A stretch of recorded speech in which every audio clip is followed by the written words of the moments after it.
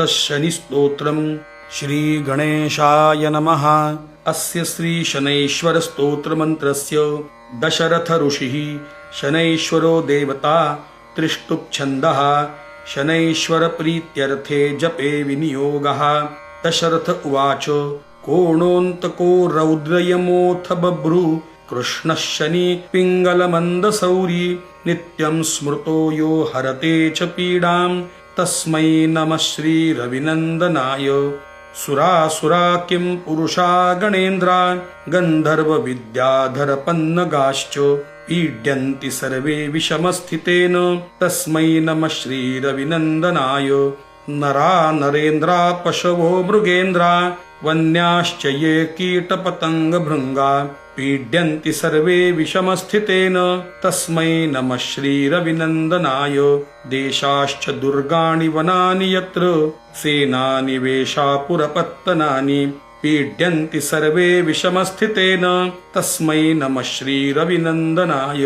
तिलैर्यवैमाश गुडान्नदानैर्लोहेन नीलाम्बरदानतो वा प्रीणाति मन्त्रै निजवासरे च तस्मै नमः श्रीरविनन्दनाय।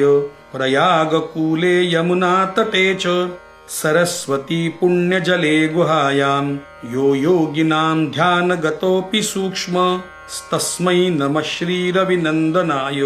अन्यप्रदेशात् स्वगृहं प्रविष्ट स्तदीयवारे स नरः सुखी स्यात् गृहाद्गतो यो न पुनः प्रयाति तस्मै नमः श्रीरविनन्दनाय। स्रष्टा स्वयं भूर्भुवनस्त्रयस्य त्राता हरिः संहरते पिनाकी एकस्त्रिधा ऋग्यजुस्साममूर्तिस्तस्मै नमः श्रीरविनन्दनाय। शन्यष्टकं यः पठति प्रभाते नित्यं सुपुत्रै पशुबान्धवैश्च पठेच्च सौख्यं भुवि भोगयुक्तः प्राप्नोति निर्वाणपदं परसः। कोणस्थः पिङ्गलो बभ्रुः कृष्णो रौद्रोऽन्तको यमः सौरिः शनेश्वरो मन्दः पिप्पलादेन संस्तुतः।